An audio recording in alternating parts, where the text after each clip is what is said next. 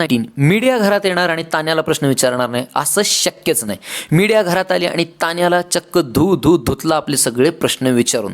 तान्या खूप स्पिरिच्युअल आहे, तान्या खूप साधी आहे, तान्या खूप जास्त श्रीमंत आहे, तान्याच्या खूप साऱ्या फॅक्टरीज आहेत. पण अशी एक फॅक्टरी जिच्याबद्दल तुलाही माहीत नाही ती म्हणजे तुझी खोटं बोलायची फॅक्टरी, असं पत्रकार म्हणाले. हे म्हटल्यानंतर तान्याच्या चेहऱ्यावरचा अगदी रंग उडाला होता. ती एका पत्रकाराकडे कंटिन्यू रागाने बघत होती आणि पहिल्या एपिसोडपासून ते आत्तापर्यंत तान्या काय काय बोलली आहे त्या सगळ्या गोष्टींवर तान्याला प्रश्न विचारण्यात आले. ते अश्नूरला बॉडी शेम करणं असो, फरहानाला अगली म्हणणं असो किंवा मालतीला एज शेम करणं असो, तान्याने दिलेल्या सगळ्या उत्तरांमध्ये काहीही लॉजिक कुणालाही दिसलं नाही. पण सगळेजण तिला बडवत होते आपले प्रश्न विचारून. त्याच्यानंतर 40 मिनिटाचा ब्रेक झाला.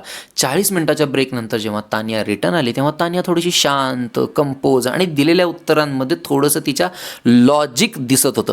त्या 40 मिनिटामध्ये काय झालं, कसं झालं कुणालाही माहिती नाही. पण त्याच्यानंतर पत्रकार परिषद अजून जास्त रंगली असं म्हणायला काही हरकत नाही. यावेळेसची झालेली पत्रकार परिषद सगळ्यात बेस्ट होती असं मी म्हणू शकतो, कारण पत्रकारांनी अतिशय सुंदर आणि चोख प्रश्न विचारले होते सगळ्यांना, त्यातल्या त्यात तान्याला.